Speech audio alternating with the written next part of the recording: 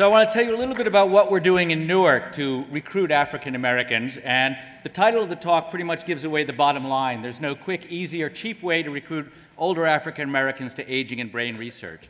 And what I want to share with you here is 10 evidence-based strategies, things that we've done that work. Maybe it'll work for some of you as well. We hope that some of this might be relevant. All of the recruitment that I talk about is to our program. It's called Pathways in Healthy Aging in African Americans. We've had over 500 older African Americans from Greater Newark join our program since 2015, and they joined for two reasons. First, to improve their own brain health and to reduce their own risk of dementia. It's a public health program that people join. And secondly, to support research on aging. Who is eligible? One, people who identify as African American or Black, age 60 or older, speak English fluently, willing to return every 2 years, and are cognitively healthy, no MCI or dementia at the time of enrollment. So it addresses some of Jonathan's comments about the importance of studying people not when they have dementia, but in these early, potentially prodromal phases. Diversity, big topic here today. There's no cross-racial diversity in our program. Everybody who's in our program checks the top box, African American or Black. And because there's no cross-racial diversity in our program, it allows us to focus our energies on intraracial diversity, looking at socioeconomic, educational, religious, life course, and gender. So all of our recruitment efforts are focused on this within-group diversity, so that what we're really focused on is not the African American community that people often refer to, but rather the many African American communities, plural, that exist in the greater Newark area. 40% of our participants come from Newark, the other 40% from East Orange, a small city on the edge of Newark with similar demographics, and 20% other. Based on census data, there are approximately 60,000 people within a sort of a half-hour radius who fit our demographics. So we've only made a small dent in the possible people we can recruit in this area.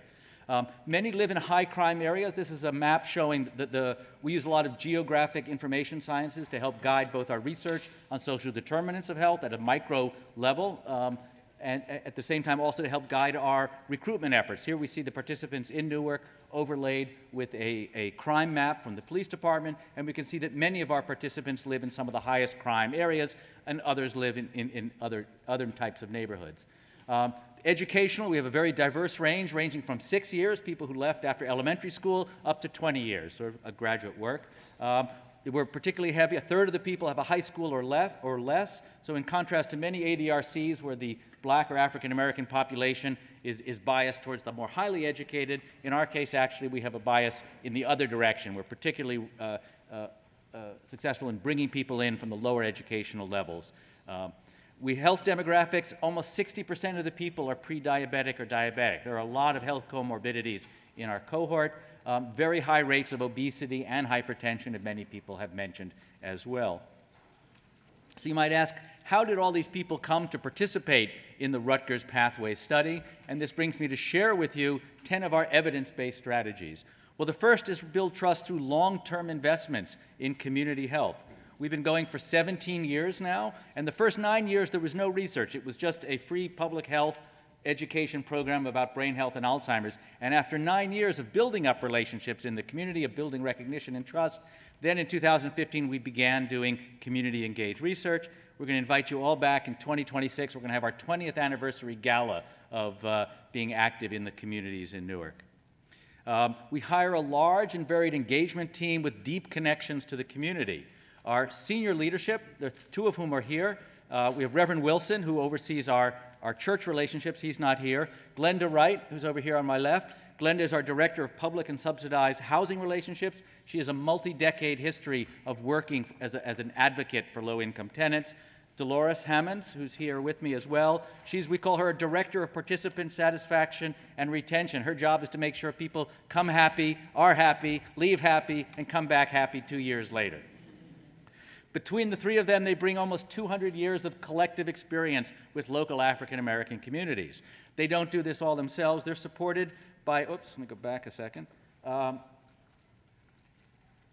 So they're supported by 5 other members of the community, all 5 of whom are participants in our study. So when they go out into the community, they can talk about what it's like to be in the brain imaging magnet. What, does it hurt when they get the blood? What everything is like. They've been there, they're participants, they speak from their experience in our study. Luce and Jerome on the left, focus on our men's outreach, which I'll talk about later. On the right, Reverend Cook focuses on the Methodist churches, Reverend Rock on the Baptist churches. So we have parallel with both the Methodist and the Baptist churches. Catherine Willis in the middle is the former director of senior services for East Orange. She is a force of nature, and anything and everything that happens in East Orange, she makes happen. They are supported in turn by another 8 people who are in our community team. These are mostly master's students in our public health program. We have a Department of Urban and Global Health, as well as undergraduates. The students are both active in the research program itself and in the community engagement. And generally, when we have programs, when Dolores and Glenda or others go out, we have them paired with one of the master's students or students who's involved in the research. So while they do the brain health education, the students are available to provide assistance in a lot of the questions and answers. And a lot of the community have lots of questions, and so the students are able to talk a bit more about the brain health or the details of the research. And that's sort of our ideal, is to send one sort of student along with Dolores or Glenda or one of the other brain health educators. So it's a large team. There are 16 people here actively involved week by week in our community engagement. We formalize community relationships through a community stakeholders board. So our community stakeholders board is quite extensive. We have at this point over 40 churches, 7 masjids, 13 public and subsidized housing, and a wide variety of other partners, local partners, Alzheimer's Association, federally qualified health centers. I've heard several people talk about the importance of transparency, both Jonathan and others.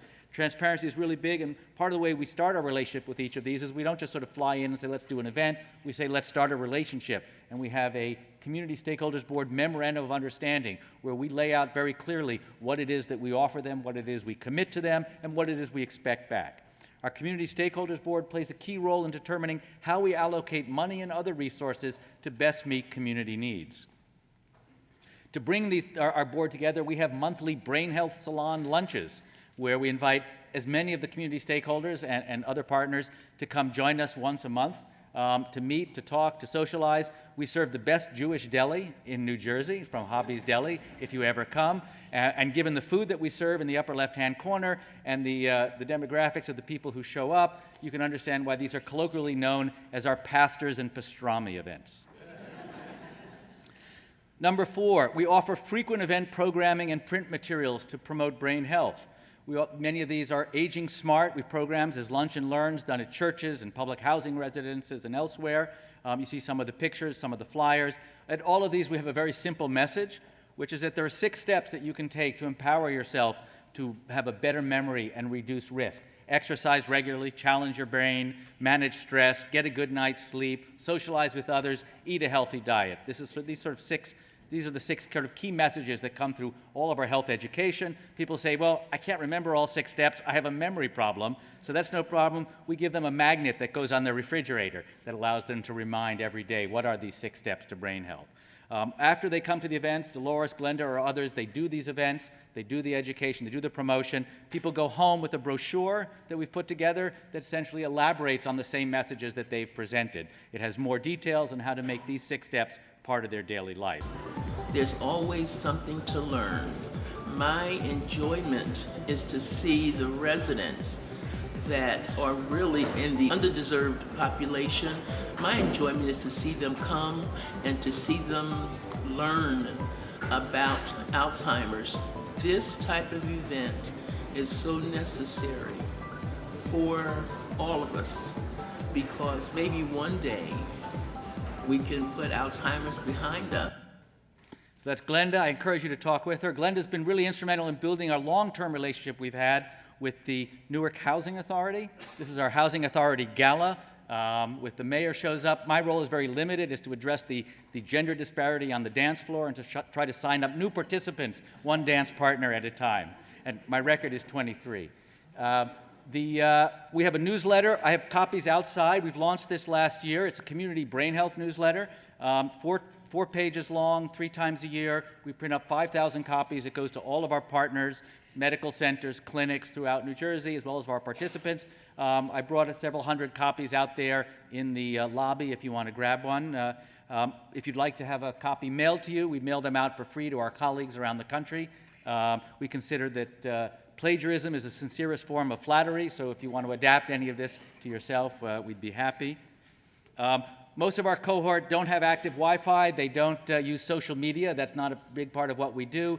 They're very old school, and old school is radio. We work closely with BGO, and here's Dolores talking about our programs on the radio. We're here to teach them what they need to do, and exercising and eating correctly is one of the most important things that you can do. Sleep.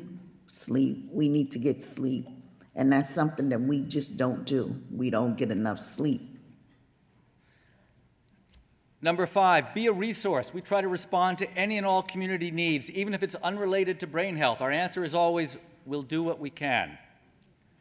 Back in 2021, our pastors and others came to us, are the COVID vaccines safe? What's going on?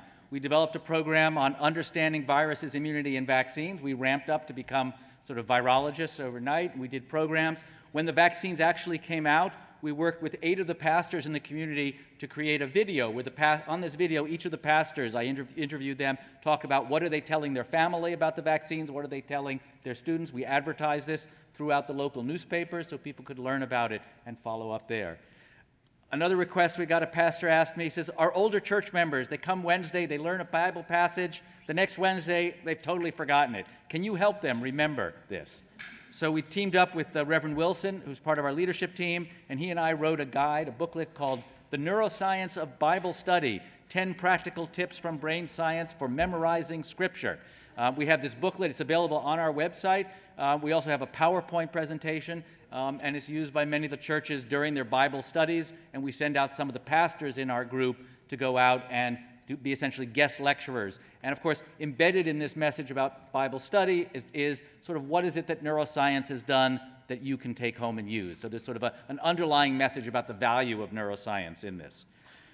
Number 6, we empower, facilitate, and recognize community members who embody the brain-healthy lifestyles, the people we think of as the sort of the athletes for memory performance. Some of our favorite are the East Orange Senior Center Silver Steppers. Think of them as sort of a geriatric version of the Rockettes. They range from 80 to 92. Most of them are in our program, are in our study. And here's what they do at some of our events. Hey, you might notice back in the day. Get on the floor. Yeah, put your hands together, y'all.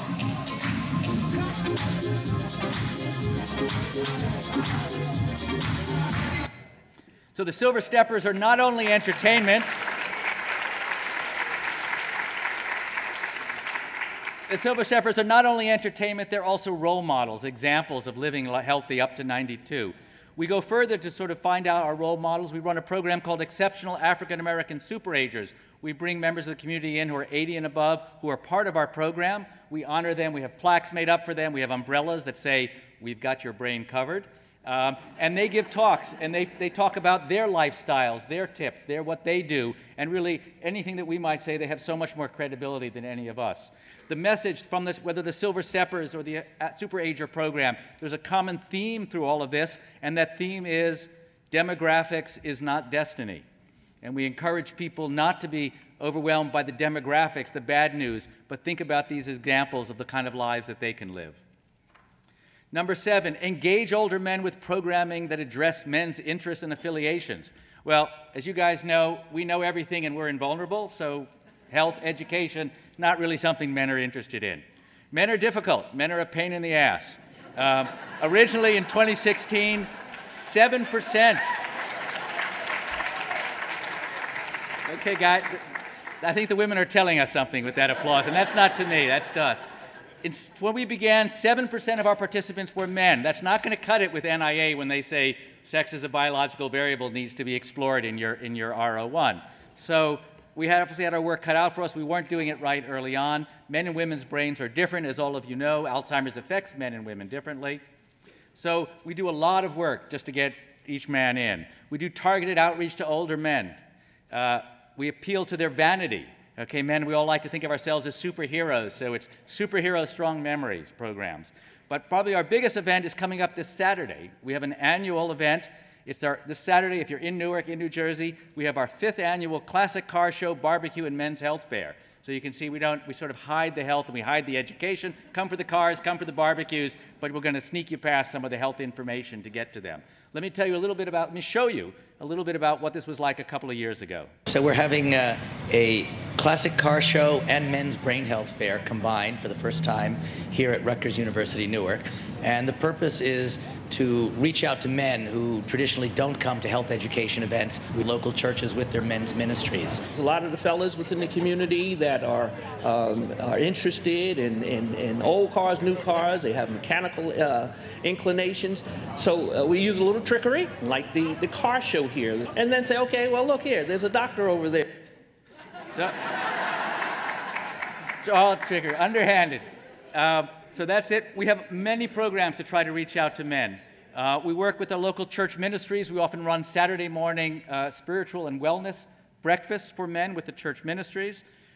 We've begun working with the local mosques, the masjids. It's a smaller part of the black community. It's often overlooked in a lot of outreach efforts. But in contrast to churches, which are often 85% women, the mosques are about 85% men. So it's a rich area for recruiting men. We celebrate Eid al-Fitr, the end of Ramadan, with a halal luncheon at our lab. We bring in all the imams, and we went through those relationships. We do some of these sort of aging smart events, often at Fridays after Friday prayers.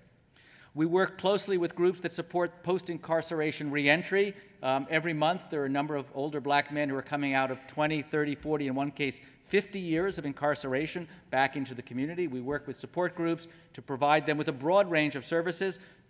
Glenda helps them with housing, negotiating a lot of the rules involving with public housing and post-incarceration. We pair them with Rutgers students to help explain smartphones, these things that didn't exist 30 years ago, but now suddenly you need to sort of do all of your appointments through it. And finally, of course, we promote health promotion. So our assistance is much wider than health. It's all the many things that these men need. And we've hired one and soon two of these men to come in post-incarceration, work with us, not only with people from the returning citizens group, but with many of the other men's communities there.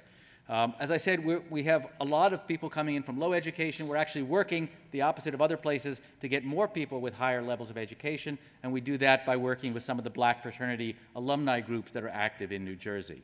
So as I said, originally we did a very poor job. We only had about 70% of our participants were men.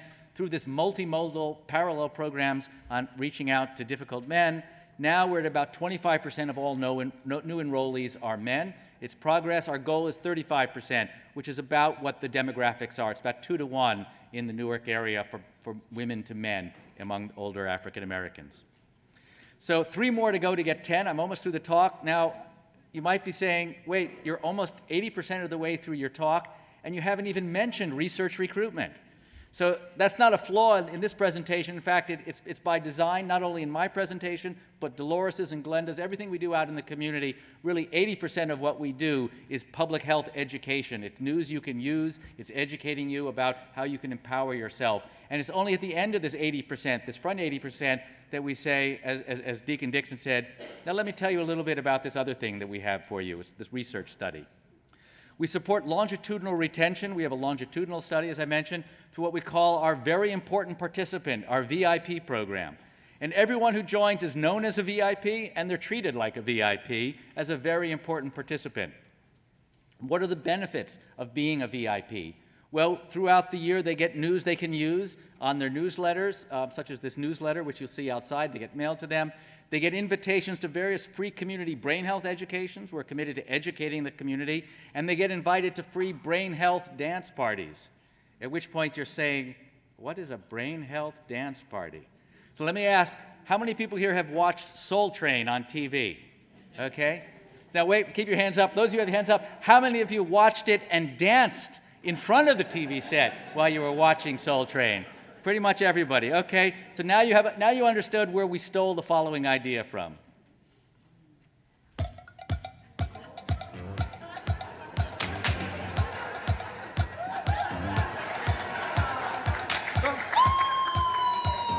And it runs rampant within our community and within our own families. Know about Alzheimer's disease because we are 2.5 more times likely to get Alzheimer's than anyone else.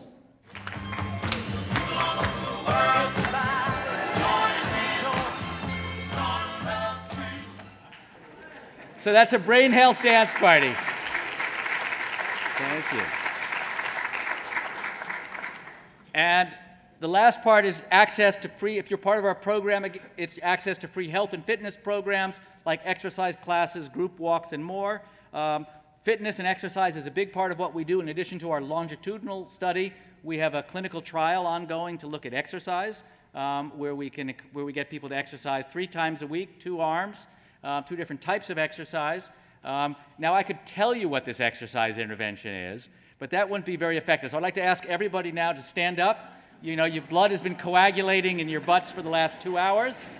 Okay? Now's a chance for 15 seconds to get some of that blood pumping up to your brain. Ready? This is what our class looks like.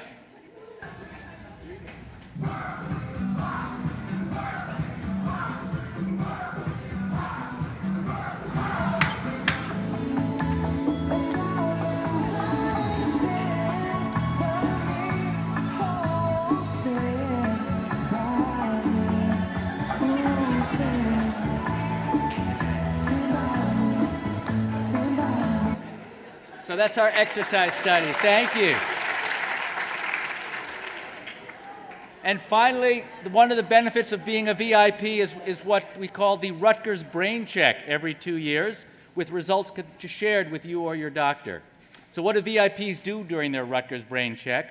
Well, one is they come in and they would do saliva for genetics, blood tests for brain health, immune health, diabetes, blood plasma markers for AD. They come back a second day and they do cognition, health, fitness, and lifestyle assessments for about another 2.5 hours.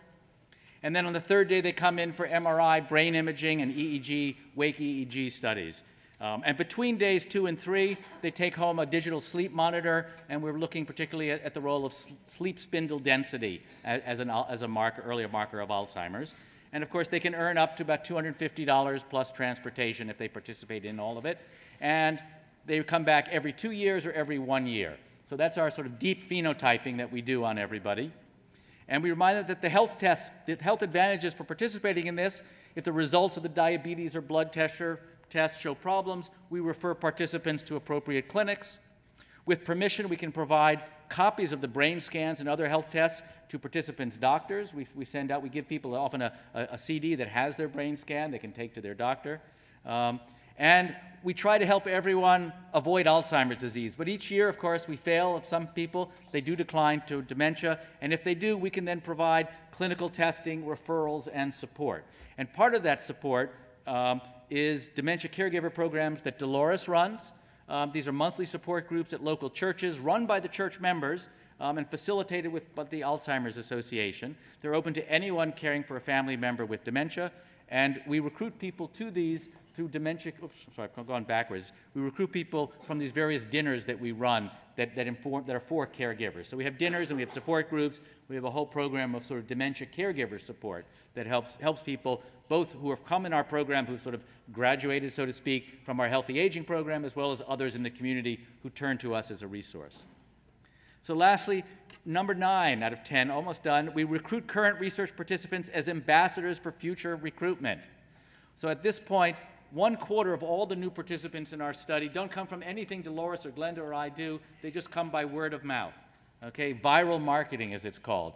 Now, you might ask, how do these people do it? Well, many people refer their friends. Some of our participants, we call them brain health super spreaders because they're the ones who are out there dragging in more and more of their friends. So you might ask, what do these brain health super spreaders say to their friends when they tell them about our program and our study? I give them the background of saying this is something that's very prevalent in our community. Your mental health is important. And so it's really beneficial that we get into a program like this, and so we learn from it and can adapt a healthier lifestyle. I say to my friends, well, you see me riding my bike, you could do the same. All you have to do is put a little effort into it. You know, come join one of these classes. So that's our most effective forms of recruitment, are the people in the community. Which brings me just about to the end. The last important, we've talked, Consuela and Jonathan talked about the importance of communicating the results of research. Why are you in this study? What does it do? How many people here were at our conference? We had a conference in June I know many of you were here on risk and resilience to Alzheimer's disease in African Americans. We held it in Newark. Many of you people are here today. We're at this meeting. We had 10 speakers, 70 students, faculty, and 110 of community members and research participants were there. And some came to all the talks. I know you're wondering, who are the ladies in blue? That's the Franklin St. John AME Women's Ministry Praise Dancers.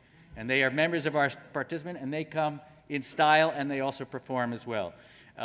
So they came, and we see the posters, they came to the talks, they're sort of learning, and we're going to be doing this every year, having a big gala event where people come, see the posters, hear a presentation, learn about it, talk to the students who are doing the research. We mail participants copies of papers. You know, as papers come out, we do the old-fashioned way where we actually mail a physical copy out to our participants. As you can see here, a big part of our interest, we hear a lot about APOE. Our interest is very much in ABCA7, a risk gene that's particularly relevant in the black community, underrepresented in all sorts of screening for drug trials and everything else, to try to understand the role of it. So we mail these papers out to people. Occasionally, when we make the news, we send them clippings so they realize that the research that they participate in, the programs that they participate in, are being broadcast more widely through the popular press. So that brings me there to the bottom. I've now shown you 10 evidence-based. They've worked for us. Maybe some of them or all of them might work for you, that have worked for investing in community engagement. Now you see why the bottom line is that there's no quick, easy, or cheap way to successfully recruit older African Americans to aging and brain health research. In our experience, it's not quick. It's taken us 17 years to get where we are now, 8 years of research recruitment, 17 years of community building. We have 16 people involved in it. It is a big operation. You might ask, why so many people? Well, there are two reasons why it's so many people. One is that there's not just one African-American community that we're dealing with. We're dealing with a half a dozen or a dozen different sub-communities that we're going out with, and we're recruiting, bringing people in, hiring people from each of these sub-communities to go back into their own, to the Methodists and the Baptists and the Muslims, to the alumni versus the post-incarceration. These are very different communities. We have sort of parallel programs going with each. But the other reason we have a lot of people is that recruitment, from a military metaphor, it's not an Air Force operation where you can sort of fly over and drop a bunch of flyers with sort of smiling, race-congruent photos and expect people to pick them up and recruit it. It's an infantry operation. It's a boots-on-the-ground operation. It's hand-to-hand. It's people out there spending time individually with people in the community. Okay, it's great to make connections. We have a lot of connections with community leaders, but it's really the relationships that we build one by one with the members of the community, not the leader. You know, it's Dolores going back 2 or 3 times to each of the public housing sites, giving a presentation, sitting, talking to people. It's Dolores spending half an hour on the phone with someone explaining the study, then another half hour with them when they come in and going through the consent form, and then when they finish, it's another half hour or more when seeing how they were, getting their feedback. During COVID, Dolores and Glenn and others just called people one by one, going through all of our participants, talking to them. And when I asked Dolores, I said, is it hard to reach people on the phone? Her response was, oh, getting them on the phone is not a problem. Getting them off the phone is the real thing she struggles with. So lastly, it's not cheap. It takes a lot of money. We certainly spend more on our recruitment, our outreach, our engagement than many NIH investigators spend on their entire study. So you might ask, where does all this money go? Well, a lot of it goes to these 16 people and others. It's a very labor-intensive program. We have a lot of salaries. We employ a lot of people from the community. We have swag, some of you have gotten. We have events. We have a large budget for catering because before we talk about research, we talk about value. We talk about health. And before we talk about health, we want to feed you. Because if I come to your house and I'm a visitor in your house and you don't offer me any food, I'm going to be insulted. I'm going to think you don't really care about me, my relationship. You know, to show me respect, you're going to feed me something, whether it's a meal or a snack. And we have the same feeling too. When we build, food isn't just about providing nourishment or an inducement to come in. Food is a way of showing respect to people. It says, I care about you, I care about my relationship with you enough that I want to start by feeding you, okay? And then we'll talk about brain health, and then maybe we'll talk about research. So it's a big part of what we do. We also rent spaces from community centers. I think Jackson mentioned this. I think this is my cue to get off. I'm going to end. So our overall principle of money, there's an old Jewish proverb, a Yiddish proverb, which translates loosely as money is like manure. If you spread it wide and thin, fabulous things grow. But if you keep it all in one place to yourself, It's just a heaping pile of merde.